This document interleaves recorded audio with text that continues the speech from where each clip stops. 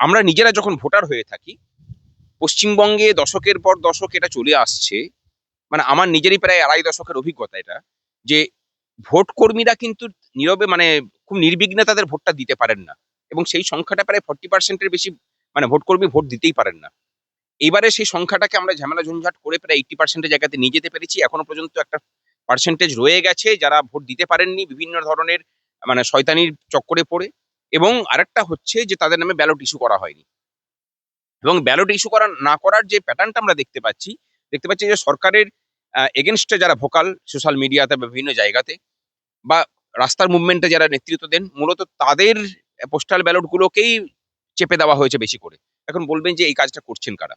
প্রত্যেকটা অফিসের মধ্যে এমনভাবে আইপ্যাক ঢুকে বসে আছে যে তাদের নির্দেশেই সমস্ত কাজটা সেটা ডিইও এখন যারা ডিএম আছেন, তারপরে এআরও, এইআরও তারা সবাই করতে বাধ্য হচ্ছেন। এবং এই যে গোলযোগটা দেখতে পাচ্ছেন বিভিন্ন জায়গাতে, সেই গোলযোগের কারণটাও কিন্তু আইপ্যাকের নিখুঁত পরিকল্পনা।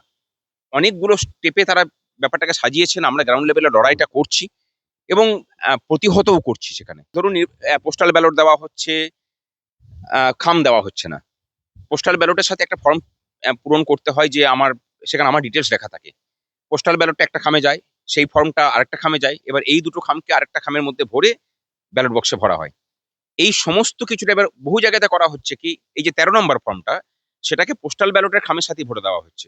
বহু জায়গাতে পোস্টাল ব্যালটের উল্টো দিকে মানে ভোট কর্মীর নাম, পার্ট নাম্বার, সিরিয়াল নাম্বার লেখানো করা হয় মানে করানো হয়েছে জোর করে। বিভিন্ন ধরনের ঘটনা ঘটেছে। তারপরে ধরুন একটা সাদা মানে খাতার মধ্যে কাকে কত নম্বরের পোস্টাল ব্যালট ইস্যু করা হলো সেগুলোকে নোট করা হয়েছে। আ বিনা সিলের খামে সেগুলোকে জমা নেওয়া হয়েছে। যে পোস্টাল ব্যালট যে বাক্সটাতে জমা করা হচ্ছে সেই বাক্সটার মধ্যে সিল থাকছে না। একটা রুমের মধ্যে ৫ খানা বিধানসভার ভোট নেওয়া হচ্ছে। ৪ ঘন্টা ৫ ঘন্টা করে দাঁড়িয়ে থাকতে হয়েছে। আম নিচের তলাতে ফাঁকা থাকা সত্ত্বেও ধরুন ৪ তলা বিল্ডিং এ ট্রেনিং হচ্ছে, সেই ৪ তলা বিল্ডিং এর চতুর্থ তলায় গিয়ে পরে ভোট নেওয়া হচ্ছে। যাতে করে একটা শ্রেণীর মানুষ ৪ তলা ডিঙিয়ে উঠতে না পারেন, সেখানে যাতে আরো বেশি করে অসুবিধার সৃষ্টি করা যায়, যাতে তারা চলে যেতে পারেন। আমরা নির্বাচন কমিশনের কাছে মানে দাবি করেছিলাম যে ডিসিআরসি তে ভোট গ্রহণের ব্যবস্থা করতে হবে, তারা সেটা করেছেন। আগামী আরো কিছুদিন থাকবে। তারপরেও যারা বাকি থাকবেন, এই ১ম দফার ভোটেও যারা ভোট দিতে পারবেন না, আমরা ঠিকই করেছি যে তাদেরকে নিয়ে আদালতে মুভ করা হবে। 4% ডিএ ঘোষণা করলেন মুখ্যমন্ত্রী মমতা বন্দ্যোপাধ্যায়। তার বিজ্ঞপ্তি কেন জারি করা হলো না? অন্ততপক্ষে ৮০ লাখ ভোটকে আমরা কন্ট্রোল করতে পারি। এতদিন কোনো করা হয়নি, এবারে কিন্তু আমরা করেছি। যে এই ঘটি উল্টানোতে আমাদের বড় ভূমিকা থাকবে। আগামী ১০-১৫ দিন শপথ নেওয়ার মতো জায়গাতে মানে যে মুখ্যমন্ত্রী নেবেন বলে হয়তো ভবিষ্যৎ ঠিক করবে সময়, সেখানে মমতা ব্যানার্জির নাম থাকবে না বা তৃণমূল পার্টির কারো নাম থাকবে না। ৪ তারিখের পরে বাংলার বুক থেকে আপদ বিদায়ের জন্য আমরা অন্তত নারকেল নাড়ু খাওয়াবো মানুষকে। আজকেও দেখেছেন যে ভবানীপুরে বলেছেন যে এই ভোট লুট করবে, ছাপ্পা ভোট দেবে, এসব হবে। কেন্দ্রীয় বাহিনী এসে নাকি সেসব করবে। উনি নিজেও বুঝতে পারছেন যে ভবানীপুরে উনি হারতে চলেছেন। এবারে তো মাছি করার উপায় থাকবে না, এটুকু বলে দিলাম। নমস্কার ভাস্কর দা, ক্যাম্পেইন কলিং মিডিয়ায় আপনাকে স্বাগত। আমি প্রথমেই যে প্রশ্নটা আপনার সামনে রাখবো সেটা হলো ভোট, নির্বাচনী যুদ্ধ একদম জোর কদমে চলছে এবং নির্বাচনী যুদ্ধটা যাদেরকে নিয়ে চলে তার মধ্যে অন্যতম আপনারা। আমি বলবো অধিকাংশ ভোটকর্মী ভোট দিতে পারছেন না বলে আপনি অভিযোগ করেছেন। কারা ভোট দিতে পারলো না বা কাদেরকে ভোট দিতে দেওয়া হলো না, যদি একটু ব্যাখ্যা করতেন আমাদের কাছে। পোস্টাল ব্যালটের ভোট কি সম্পন্ন হয়েছে? সেখানে কোনো চালাকি কি ধরতে পেরেছেন আপনারা? হ্যাঁ, প্রথম কথা হচ্ছে ভোটের এই যে উত্তেজনাকর পরিস্থিতি, সেখানে যে কথাটা বললেন যে মানে আপনারা কেন্দ্রবিন্দুতে আছেন এবং সেটা সত্যি। নির্বাচন কমিশন এখানে পরিচালনার দায়িত্বে এবং সেই নির্বাচন কমিশনেরই একটা অংশ হচ্ছি আমরা, অর্থাৎ সরকারি কর্মচারীরা। আমরা আমাদের সবাইকে নিয়ে নির্বাচন কমিশন এবং আমরা সকলে মিলে এই যে নির্বাচন যোগ্য সেটাকে সমাধান করে থাকি। আমাদের দুটো পার্ট থাকে। একটা হচ্ছে এই নির্বাচন কাজকে পরিচালনা করা, আর দ্বিতীয় একটা পার্ট থাকে যে পার্টটাতে আমাদেরকে এই ভোট যে মানে বিষয়টাকে সমাধান করার, আমরা নিজেরা ভোটার হয়ে যাই তখন। দুর্ভাগ্যের বিষয় যে এই যে দ্বিতীয় যে পার্টটা, অর্থাৎ আমরা নিজেরা যখন ভোটার হয়ে থাকি, পশ্চিমবঙ্গে দশকের পর দশক এটা চলে আসছে। মানে আমার নিজেরই প্রায় আড়াই দশকের অভিজ্ঞতা এটা। যে ভোট কর্মীরা কিন্তু নীরবে মানে খুব নির্বিঘ্নে তাদের ভোটটা দিতে পারেন না। এবং সেই সংখ্যাটা প্রায় 40% এর বেশি মানে ভোট কর্মী ভোট দিতেই পারেন না। এইবারে সেই সংখ্যাটাকে আমরা ঝামেলা ঝঞ্ঝাট করে প্রায় 80% এর জায়গাতে নিয়ে যেতে পেরেছি। এখনো পর্যন্ত একটা পার্সেন্টেজ রয়ে গেছে যারা ভোট দিতে পারেননি বিভিন্ন ধরনের মানে শয়তানির চক্করে পড়ে। এবং আরেকটা হচ্ছে যে তাদের নামে ব্যালট ইস্যু করা হয়নি। এবং ব্যালট ইস্যু করা না করার যে প্যাটার্নটা আমরা দেখতে পাচ্ছি, দেখতে পাচ্ছি যে সরকারের এগেনস্টে যারা ভোকাল সোশ্যাল মিডিয়াতে বা বিভিন্ন জায়গাতে বা রাস্তার মুভমেন্টে যারা নেতৃত্ব দেন মূলত তাদের পোস্টাল ব্যালট গুলোকেই চেপে দেওয়া হয়েছে বেশি করে। এখন বলবেন যে এই কাজটা করছেন কারা? মূলত নির্বাচন কমিশনের নিজস্ব স্টাফ কিছু নেই। তাকে কাজটা করতে হয় সম্পূর্ণরূপে রাজ্য প্রশাসনের বিভিন্ন যারা মানে কর্মী আধিকারিক আছেন তাদেরকে নিয়ে। দুর্ভাগ্যের বিষয় হচ্ছে এই রাজ্য সরকার বিগত ১৫ বছর ধরে এই সমস্ত প্রশাসন যন্ত্রটাকে সম্পূর্ণরূপে দলীয় রাজনীতিকরণ করে ফেলেছে। যে কারণে এই প্রশাসন যন্ত্রটার ক্ষমতাই নেই যে নিরপেক্ষভাবে কাজ করবে। প্রত্যেকটা অফিসের মধ্যে এমনভাবে আইপ্যাক ঢুকে বসে আছে যে তাদের নির্দেশেই সমস্ত কাজটা সেটা ডিইও এখন যারা ডিএম আছেন, তারপরে এআরও, এইআরও তারা সবাই করতে বাধ্য হচ্ছেন। এবং এই যে গোলযোগটা দেখতে পাচ্ছেন বিভিন্ন জায়গাতে, সেই গোলযোগের কারণটাও কিন্তু আইপ্যাকের নিখুঁত পরিকল্পনা। অনেকগুলো স্টেপে তারা ব্যাপারটাকে সাজিয়েছেন। আমরা গ্রাউন্ড লেভেলে লড়াইটা করছি এবং প্রতিহতও করছি সেখানে। প্রতিকার মিলছেও। নির্বাচন কমিশনও সক্রিয় ভূমিকায় সেখানে অংশগ্রহণ করছে। আজকেও আমাদের পক্ষ থেকে একটা ডেপুটেশন ছিল। আমরা ডেপুটেশন দিলাম। সেখানে আরো সমস্যার কথা বলা হয়েছে। এই প্রক্রিয়াটাকে, গণনাটা গুলোকে আরো কিভাবে মানে নির্ভুল করা যেতে পারে তার কিছু পরামর্শ আমরা দিয়েছি, তারা গ্রহণ করেছেন। সেই বিষয়ে কি পদক্ষেপ নেন সেটা আমরা দেখব। কিন্তু আমরা তার সাথে একটা দাবিও তুলছি যে ভোট কর্মীরা যদি ভোট দিতে না পারেন তারা কিন্তু ভোট নিতেও যাবেন না। ভোট দিতে পারলেন না কেন? একটা বড় অংশের কর্মচারী মানে পুলিশ কর্মী আছেন তাদের মধ্যে একটা বড় অংশের যাদেরকে ছুটি দেওয়া হয়নি বা যারা ছুটি নিয়ে বাড়িতে গেছেন কিন্তু গিয়ে পরে দেখছেন তাদের নামে পোস্টাল ব্যালট ইস্যু হয়নি। সরকারি কর্মচারী আছেন যারা ভোট কর্মী হিসেবে মানে এই প্রথম দফার যে ২৩ তারিখে ভোট আছে আগামী কালকেই তারা বাড়ি থেকে বেরিয়ে যাবেন। তারা দিতে পারেননি। এরকম প্রচুর আছেন এবং তার সাথে হচ্ছে বিএলওরা আছেন। যারা নিজের বুথ ছেড়ে অন্য জায়গাতে ডিউটি করছেন বিএলও হিসাবে। এর সাথে আছে বিভিন্ন গাড়ির যারা ড্রাইভার আছেন, যারা গাড়িগুলোকে যারা ট্রান্সপোর্টের কাজে যুক্ত আছেন, তারা আছেন। সুতরাং এই সংখ্যাটা একটা বড় সংখ্যা।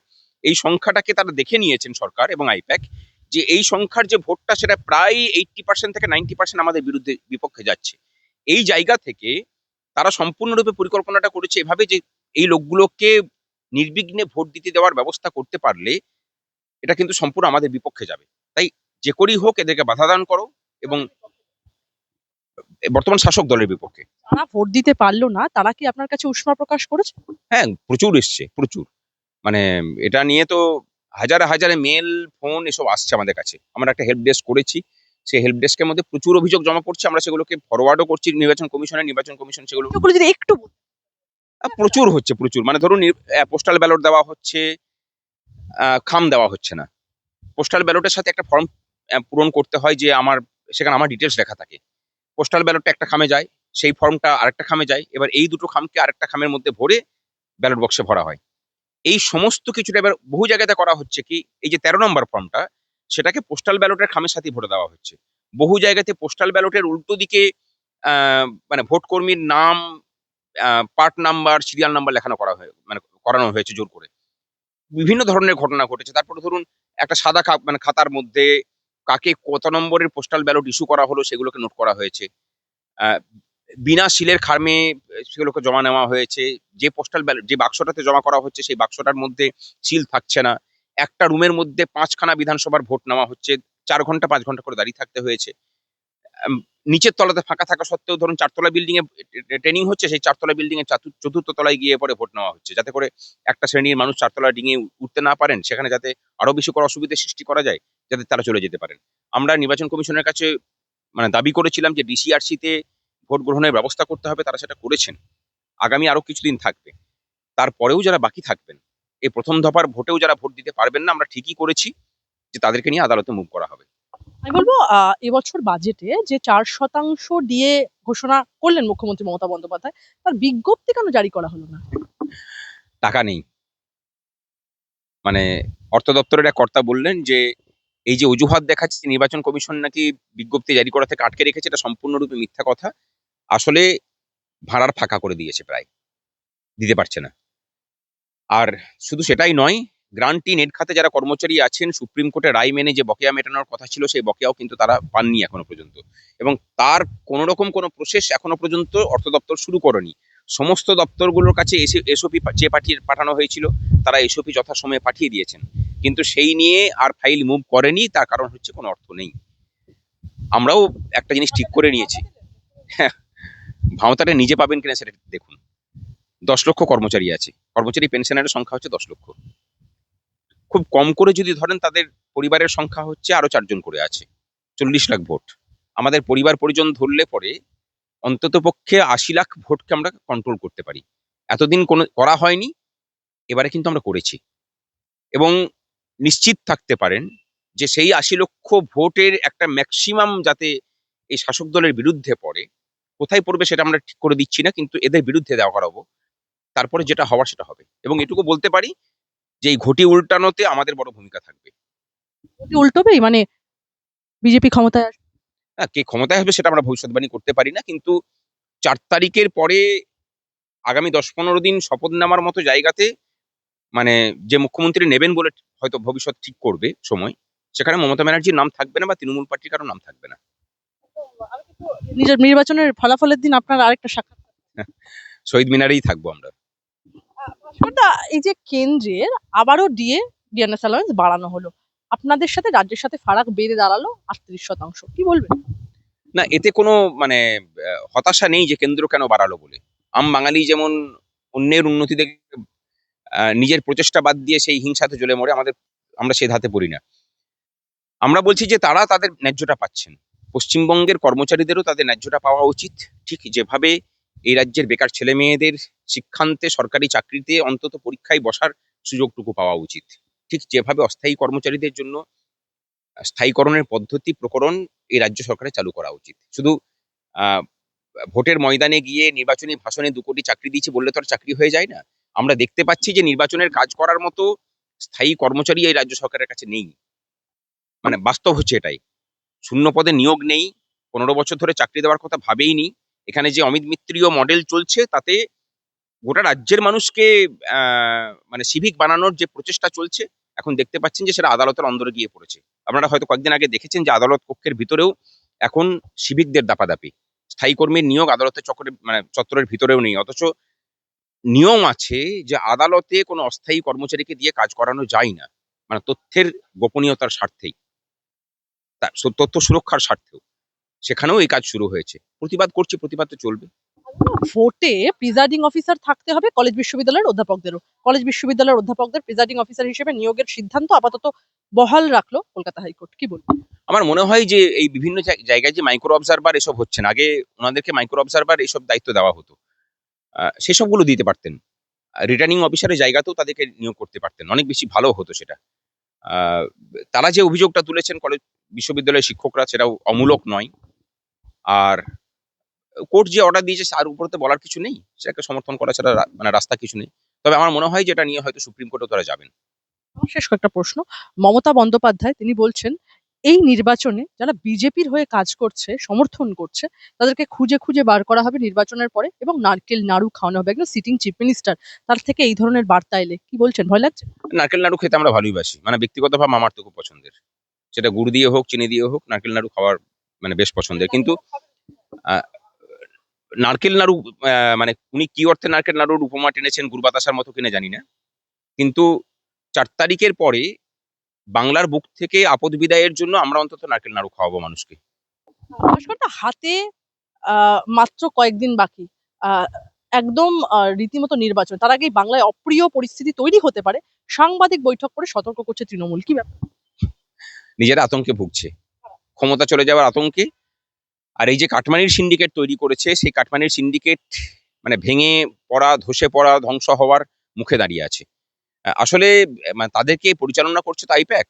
আইপ্যাক এখানে যে সাম্রাজ্য প্রতিষ্ঠা করেছে, গুপ্ত সাম্রাজ্য প্রতিষ্ঠা করেছে, সেটা বাংলার বুকে ইস্ট ইন্ডিয়া কোম্পানির যে সাম্রাজ্য ছিল তার থেকে মানে কম কিছু নয়। যে 20 দিনের একটা ছুটিতে চলে গেল, তাতে কি তৃণমূলের খেলাটা কিছুটা শেষ হয়? ওটা আইওয়াস, যেমন কাজ করছিল সেরকমই করছে তারা। খবর নিয়ে দেখুন। আমার একটা প্রশ্ন আছে। অভিষেক বন্দ্যোপাধ্যায় বলছেন 4 তারিখের পরে রবীন্দ্রসঙ্গীতের সাথে ডিজে গান বাজানো হবে। এ কিরকম ধরনের? আসলে তারা ডিজে গানটাই পছন্দ করেন, রবীন্দ্রসঙ্গীতটা উপরের মুখোশের মতো। তারা মানুষকে শোনান যে দেখো আমরা কত সংস্কৃতিবান। বিগত 15 বছর ধরে বাংলার সংস্কৃতি এবং বাংলার মনীষীদেরকে মানে যে পরিমাণ অপমান এই শাসক দলটা করেছে, এরকম বর্বরতা বাংলা আগে কোনোদিন দেখেছে বলে মনে হয় না। করুক, ডিজে বাজবে না মানে কিনা সেটা বলতে পারি না, তবে বাংলায় রবীন্দ্রসঙ্গীত চিরতরই বাজবে। বাঙালি রবীন্দ্রসঙ্গীত ছাড়া থাকতে পারে না, বাঙালির অস্তিত্বই রবীন্দ্রসঙ্গীত। সুতরাং এবারে বাঙালি ঠিকই করে নিয়েছে যে চিরস্থায়ীভাবে যাতে রবীন্দ্রসঙ্গীত বাজানো যায় সেই ব্যবস্থাই বাঙালি সমাজ করবে।